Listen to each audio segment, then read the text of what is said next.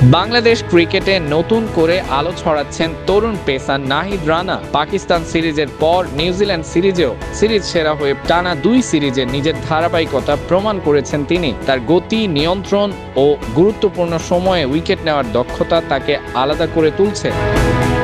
বিশেষভাবে উল্লেখযোগ্য, বাংলাদেশের পেসারদের মধ্যে একাধিকবার ওয়ানডে সিরিজ সেরা হওয়ার কীর্তি খুবই বিরল। এই তালিকায় এতদিন একমাত্র নাম ছিল মাশরাফি বিন মুর্তজার, যিনি 2006 সালে কেনিয়া ও 2007 সালে জিম্বাবুয়ের বিপক্ষে এই সম্মান অর্জন করেছিলেন। এবার সেই তালিকায় সমান উচ্চতায় জায়গা করে নিলেন নাহিদ রানা। তালিকায় আরও আছেন মোস্তাফিজুর রহমান, যিনি 2015 সালে ভারতের বিপক্ষে সিরিজ সেরা হন। এছাড়া তাসকিন আহমেদ 2022 সালে দক্ষিণ আফ্রিকার বিপক্ষে এই কৃতিত্ব অর্জন করেন।